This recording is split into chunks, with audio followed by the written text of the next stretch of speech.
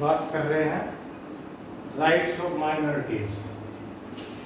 ठीक है, माइनॉरिटीज के राइट्स क्या क्या है कॉन्स्टिट्यूशन में।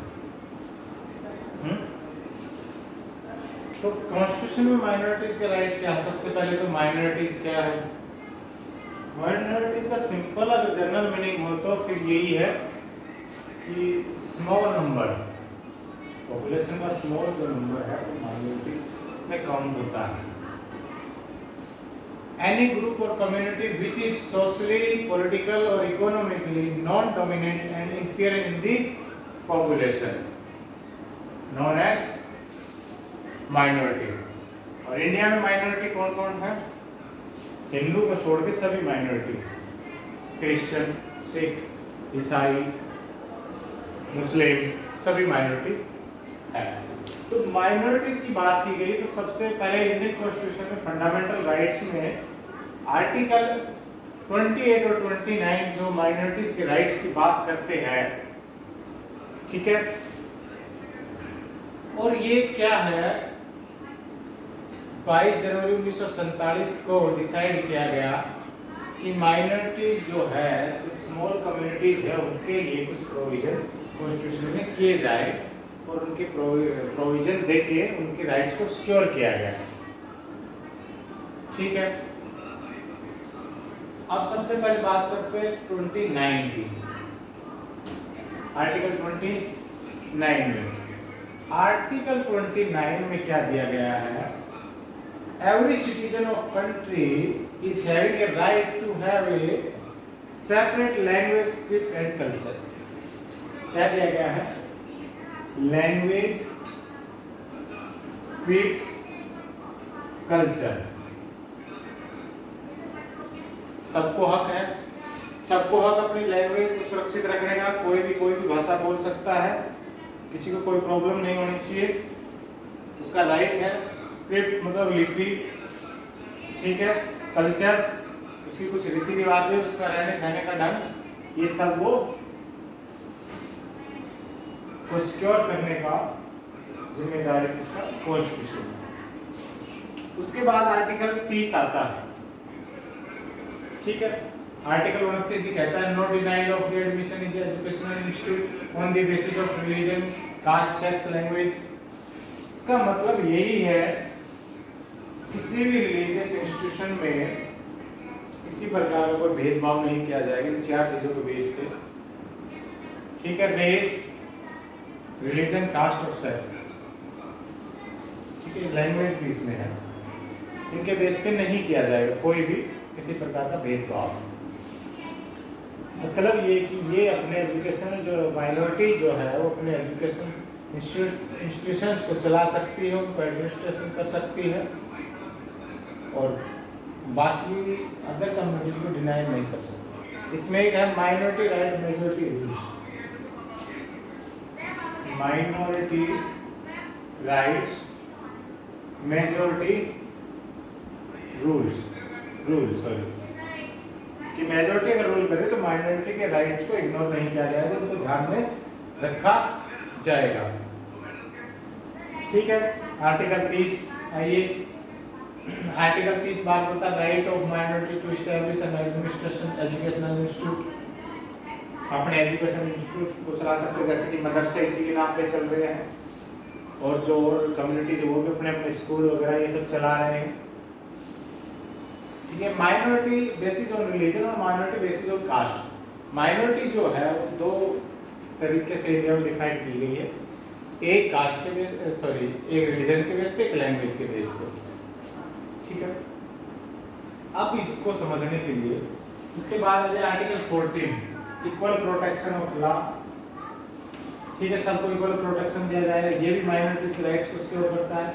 आर्टिकल 38 और जो 39 है वो भी सिक्योर करता है।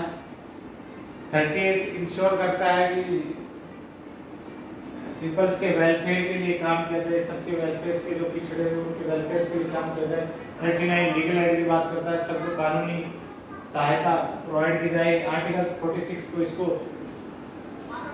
बोलते हैं कि गांधीयन प्रिंसिपल बोलते हैं, कि गांधी जी के कुछ प्रिंसिपल्स थे जहाँ पे वीकर सेक्शन को उठाने के लिए प्रयास किया गए। आर्टिकल 47 लैंग्वेज से रिलेटेड है, प्रेसिडेंट अथॉराइज होता है लैंग्वेज को लेके चीजें बना सकता है। आर्टिकल 331, 333, 334 और 337 और 336 इसमें आएगा। ये एंग्लो इंडियंस की बात करते हैं, एंग्लो इंडियंस जो माइनॉरिटीज में है उनके राइट्स के बारे में बात करते हैं। तो ये जो सब जो आर्टिकल्स है ये माइनॉरिटीज के राइट्स की बात करते हैं। अब आजिए आप माइनॉरिटीज के राइट्स की बात, मैं केस लॉ की बात कर रहा हूँ। केस लॉ सबसे पहले DAV college Bathinda versus state of Punjab. इसमें पंजाबी लैंग्वेज को लेकर डिस्प्यूट हुआ था कि सब इंस्टीट्यूशंस में पंजाबी लैंग्वेज पढ़ाया जाए, और ये चैलेंज हुआ और इसको बैन किया गया पंजाबी लैंग्वेज को। उसके बाद सेकंड केस है Ravneet Kaur versus Christian medical college. Admission को लेके था, किसी एडमिशन को लेके भेदभाव किया जा रहा था, उसको बैन किया गया। उसके बाद स्टेट ऑफ मद्रास वर्सेस चंपा प्रखंड है एक केस, जिसमें 29 आर्टिकल 29 क्लॉज 2 को चैलेंज किया गया। री केरल एजुकेशन बिल है, बड़ा फेमस बिल है ये। इसी को लेके पहली बार केरला में आर्टिकल 356 यानी 356 स्टेट इमरजेंसी जिसको बोलते हैं इम्पोज की गई थी। इंदिरा गांधी दोबारा करवाई। इंदिरा गांधी उस समय कांग्रेस के अध्यक्ष थी, नेहरू जी की सरकार थी। इस बिल को लेके वहां पे पहली बार इसका मिसयूज हुआ 356, मतलब केरला में पहली बार हुआ।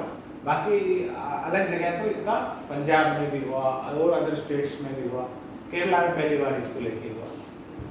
ये कुछ केसेस है जो माइनॉरिटीज के राइट्स से रिलेटेड है कि माइनॉरिटीज के साथ में कोई डिस्क्रिमिनेशन ना किया जाए। ठीक है। उसके बाद आर्टिकल 30 के बारे में बात हुई कि हर किसी को हक है कि वो अपना इंस्टीट्यूशन इस्टेब्लिश करे, उसको एडमिनिस्ट्रेट करे। हाँ, स्टेट गवर्नमेंट उसको फंड देने के लिए बाध्य नहीं है, लेकिन स्टेट गवर्नमेंट उसको फंड देगी, ऐसा कहा गया है कि स्टेट गवर्नमेंट हेल्प करेगी और फंड करेगी।